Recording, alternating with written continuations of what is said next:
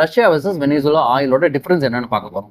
இதுல வந்து நம்ம அதுக்கு முன்னாடி நம்ம பார்க்க வேண்டிய முக்கியமான இன்னொரு விஷயம் என்னன்னா, ரஷ்யா கிட்ட நாம வந்து போன வருஷம் மட்டும் 52.7 பில்லியன் வந்து மதிப்புள்ள ஆயில் வந்து வாங்கியிருக்கோம். அதுல வந்து ஒரு நாளைக்கு மட்டும் 1.87 மில்லியன் பீப்பாயில் வந்து நமக்கு தந்திருக்காங்க. With discount of up to $16 per barrel அப்படிங்கிற ஒரு டிஸ்கவுண்ட் வந்து நமக்கு கொடுத்துருக்காங்க. ஸோ இப்போ வந்து டிஃபரன்ஸ் என்னன்னா, வெனிசுலா ஆயிலுக்கும் ரஷ்யா ஆயிலுக்கும் Venezuela oil, Venezuela plus US oil ரெண்டுமே வந்து டிஃபரன்ஸ் என்ன அப்படின்னா, ஒரு ரொம்ப ஹெவியான ஒரு ஆயில் சொல்லப்படுது. பிளஸ் சல்ஃபர் அதிகமா இருக்கிற ஒரு ஆயில் அப்படின்னு சொல்றாங்க.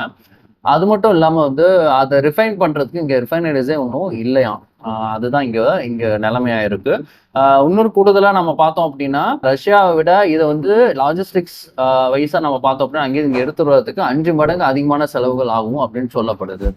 ரிஃபைனரிஸ் வாங்கணும், இம்போர்ட் பண்ணணும், இதெல்லாம் வந்து எக்ஸ்ட்ரா செலவு அப்படிங்கிறது தான் இந்தியாவுக்கு ஆக்க போகுது அப்படின்னு தெரியுது. இது வந்து யார் தலையில வந்து விடிய போகுது அப்படிங்கிறது வந்து நமக்கு இனிமே தான் தெரிய போகுது.